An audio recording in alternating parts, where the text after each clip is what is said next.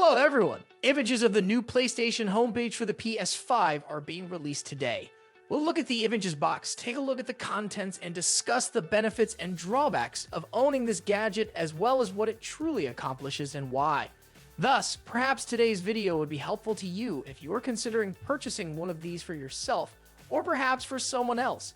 I also wanted to express my sincere gratitude to PlayStation for giving me this before it launched, but as always, all thoughts and opinions are entirely mine. Okay, let's start the video up and investigate what's within. This dark cardboard box with a PlayStation logo on top, and these tiny PlayStation insignia on one end is what's inside the outer sleeve. The portal itself lies underneath if we remove this. However, if you remove the top cover, you'll discover a USB-C charging cord within, which we will obviously need to charge it later. The portal, a USB-C charging cord, and the instruction booklet are virtually all that's included in the package. Now that it's here, I must say that it feels and looks pretty good.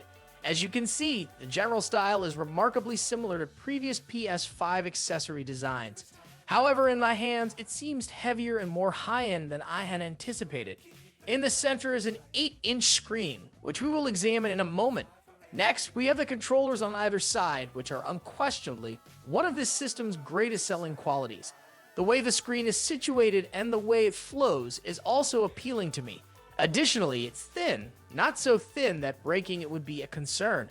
This seems to work quite well. Regarding buttons, we have the standard ones you would anticipate seeing on either side, which are the menu button and icon on the right, and the D-pad and share button on the left.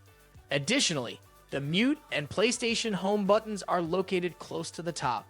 The L1 and R1 as well as two triggers across the top are present if we turn this over. Although these seem to be a little smaller than the standard controllers, they do share the same adaptive triggers.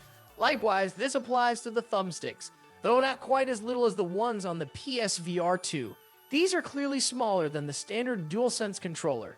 You can actually see how comparable this is to the standard DualSense controller if I now compare it to that.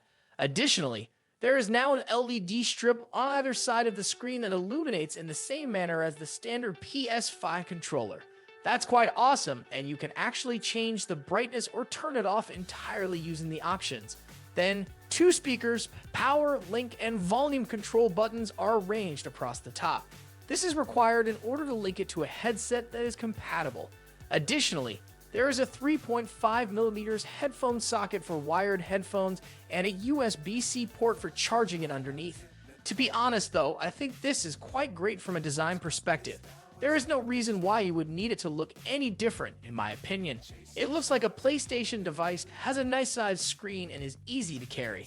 Setting up the PlayStation Portal is a breeze. Power it on, choose Wi-Fi, agree to terms, and update software in about 15 minutes. Log in via QR code on the PlayStation app, select your £5, and voila!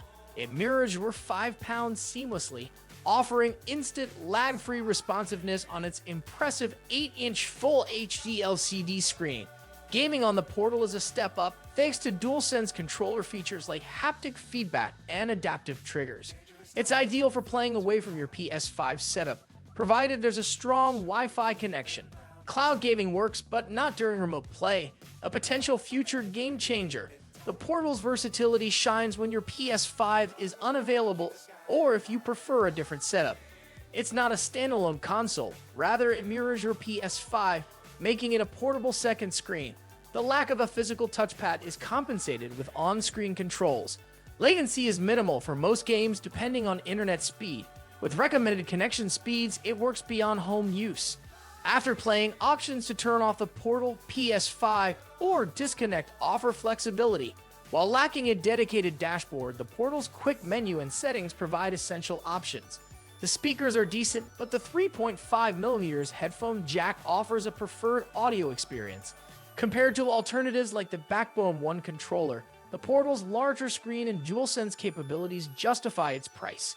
In conclusion, the PlayStation Portal enhances your gaming experience on the go, delivering impressive performance and features. If you're a dedicated gamer seeking a portable extension of your PS5, a Portal is a worthy investment.